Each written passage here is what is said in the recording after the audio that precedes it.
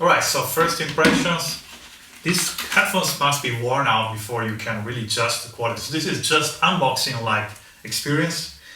But what I can tell you is that they really have a lot of details. Like, it's like your sound is not so close to your ear, it's a bit far away, so you can distinguish better the instruments.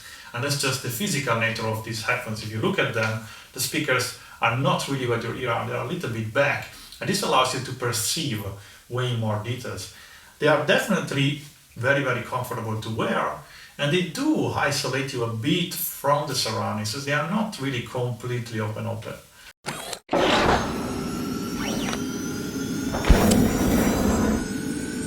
Welcome to the unboxing of the Beyerdynamics DT 1990 Pro Studio headphones.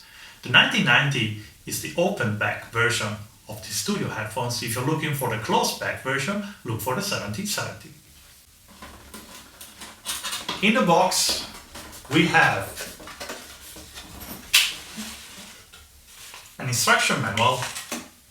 We have a carrying case with the headphones already stored in the carrying case.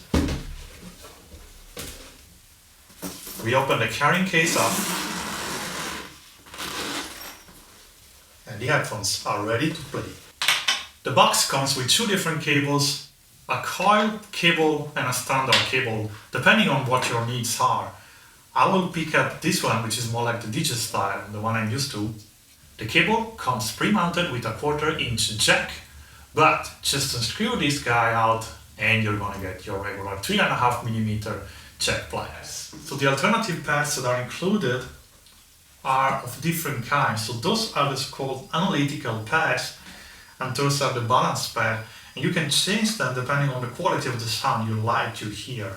Frequency response is rated 5 Hz to 40K, impedance 250. This I really noticed that the Mac was struggling to drive these headphones, as you would expect. Weight, 370 grams, lightweight. Thanks for staying with me. This is the first look to the 1990.